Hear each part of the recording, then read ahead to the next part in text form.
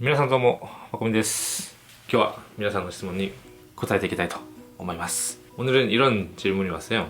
이거 굉장히 비슷한 질문이 많이 와서 지금까지 개인적으로 답변을 드렸던 적이 많은데 이번에는 한번 이제 답변을 드리는 영상을 한번 찍어볼까 합니다. 이런 질문입니다. 호민상 안녕하세요. 저는 지금 캐나다에서 사진을 전공하고 있는 학생이에요. 근데 저는 예전부터 사진을 일본에서 배우고 싶어서 부모님을 설득하고 있는데 힘들게 캐나다에 이민도 왔고 일본은 점점 힘들어질 나라인데 왜 그 나라에 가려고 하느냐? 라고 말하세요. 전 정말 하고자 하는 의지가 강하고 돈을 많이 벌지 못하더라도 배우고 싶은 곳에서 배우고 싶거든요. 부모님은 언어는 어찌 할 거냐? 라고도 하고 할 수 있다, 할 거라 라고 해도 반대를 하세요. 어떻게 하면 부모님을 설득할 수 있을까요? 호미상은 일본이 미래가 밝지 않다고 생각하시나요? 경제도 돼야 예술 부분에도 나라에서 투자를 하기에 고민이 많아요. 이런 질문이었습니다. 지금까지 일본 유학에 대해서 고민을 하시고 일본 유학을 가고 싶은데 어떻게 해야 되나요? 뭐 이런 질문이라던가 가끔 보면 이제 부모님이 반대를 하신다. 일본 유학에 대해서 반대를 한다. 일본은 지금 뭐라 그럴까? 그렇게 인기 있는 나라가 아니다. 그러니까 뭐 중국어를 공부해라. 영어를 공부해라. 부모님이 반대를 하고 계십니다. 어떻게 하면 설득할 수 있을까요? 어떻게 해야 하나요? 이런 식의 질문. 그 다음에 일본의 뭐 미래는 밝나요? 이런 질문이 있었는데 우선 부모님이 반대를 하신다라는 분들에 대해서 부모님들 어떻게 설득해야 되나요? 이런 질문을 주시는 분들은 우선 당장 서점에 가셔서 키라와레루 유키 미움받을 용기라는 책을 한번 읽어보시기 바랍니다. 다른 영상에서도 잠깐 소개한 적이 있는데 그런 분들한테는 꼭 필요한 책이지 않을까. 한번 꼭 읽어보세요. 키라와레루 유키 미움받을 용기라는 책을 한번 읽어보시기 바랍니다.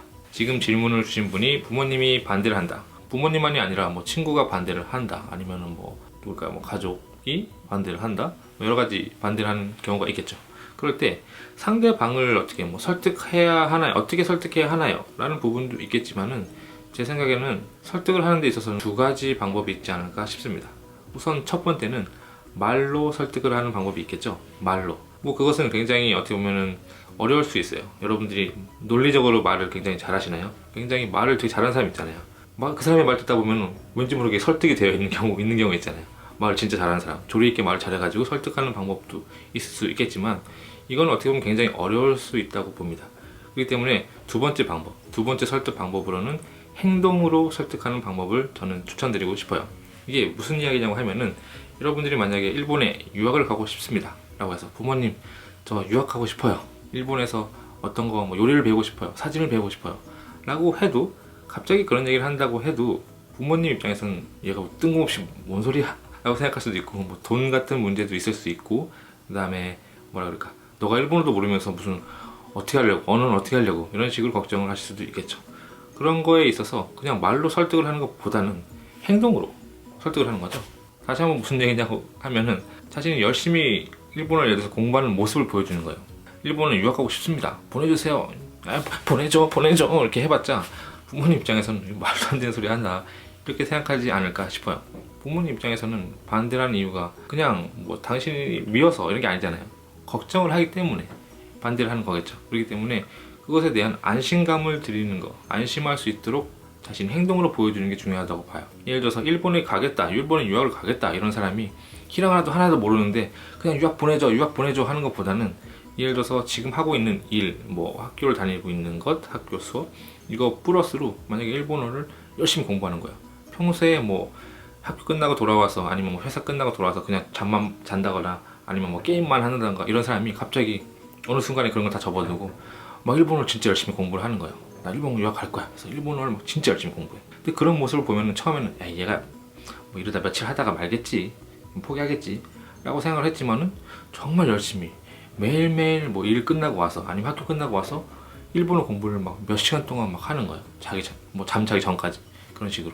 그런 행동을 봤을 때 어떻게 될까요? 마음이 좀 움직이지 않을까요? 처음에는 그냥 무조건 반대를 하다가 얘가 얘기했던 게 그냥 말만 입만으로 얘기하는 게 아니라 실제로 진심으로 가고 싶구나 라는 느낌이 들지 않을까요? 그렇기 때문에 상대방을 어떻게 설득할까요? 라는 부분에서 말로 설득하는 부분도 있겠지만은 실제로 자신이 노력하는 모습을 가서 열심히 할게요 라고 보여주는 것보다는 지금부터 열심히 하는 모습을 보여주면은 믿음이 가지 않을까요? 라는 생각을 해요. 정말 저 열심히 할 거예요. 일본 가서 진짜 열심히 할게요. 보내줘요. 라는 것보다는 가기 전부터 열심히 하는 모습을 보여주면은 부모님의 마음 혹은 뭐 지인의 마음, 친구의 마음은 바뀌지 않을까라는 생각을 해봅니다. 정말 진심으로 가고 싶다는 것은 상대방한테 그렇게 쉽게 전달이 되지 않을 거예요. 그렇기 때문에 그냥 말로만 설명하는 것보다 행동으로 보여주는 거죠. 정말 열심히 하겠다, 열심히 하는 모습을 보여줌으로써 상대방한테 안심감을 주고 어떻게 보면 그 행동으로서 설득을 하는 것이 좋지 않나 싶어요. 어디까지나 개인적인 의견이긴 합니다만. 그리고 다음 질문으로 뭐 카메라에 대해서 사진을 전공하시는 분이라고 하셨는데 그 사진에 대한 뭐 미래, 일본의 미래가 밝을까요?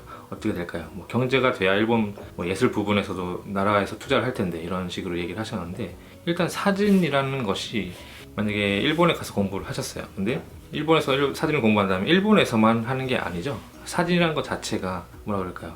일본에서만 하는 게 아니라 어디 가서 세계 어디에서든 찍을 수 있는 게 사진이죠.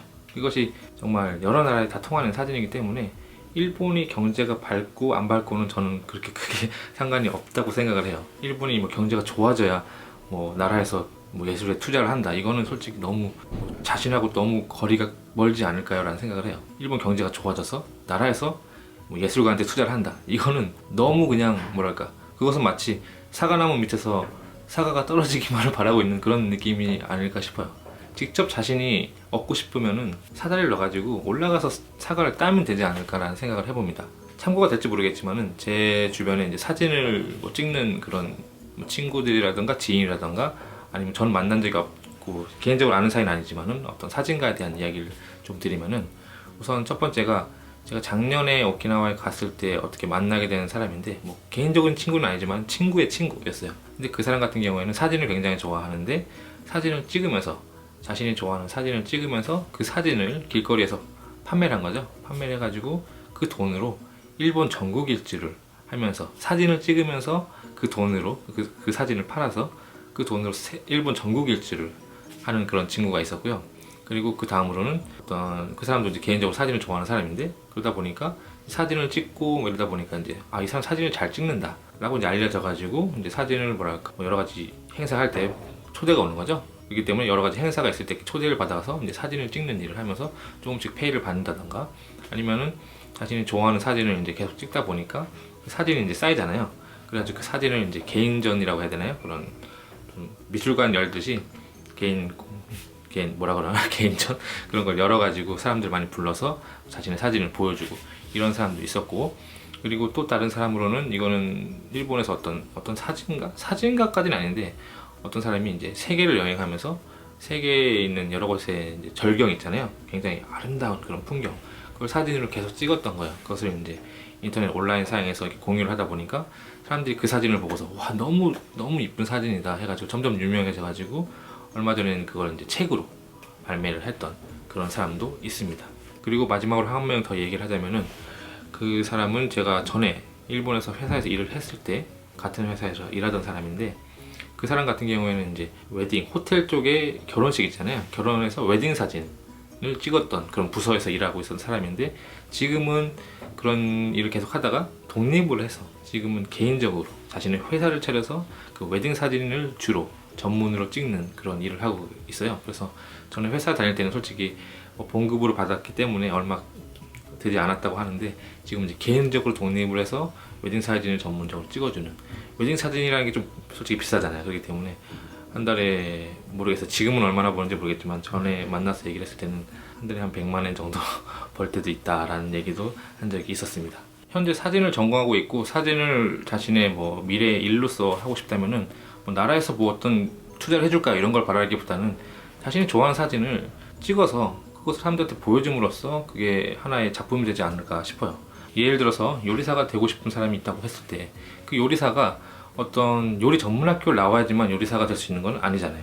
요리라는 것은 계속 자신이 좋아서 하다 보니까 그걸 사람들이 먹고 아, 이 사람이 요리 맛있다 이렇게 알려져가지고 뭐 요리사가 된다거나 자신의 가게를 차린다거나 이러는 경우가 있지 않을까 싶습니다. 그렇기 때문에 자신이 정말 좋아서 하다 보니까 그것이 이제 유명해지고 그 실력이 높아져가지고 뭐 알려지고 이런 경우가 많기 때문에 특히 사진 같은 경우라면은 정말 말이 필요 없는 거잖아요.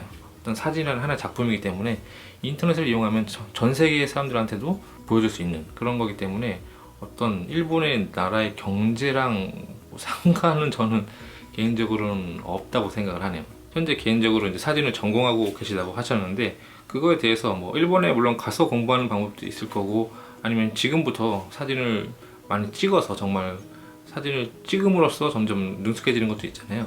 그런 부분이 있기 때문에 제가 참고로 옛날에 봤던 영화 중에서 도쿄샤신이라는 동경사진이라는 영화가 있었어요.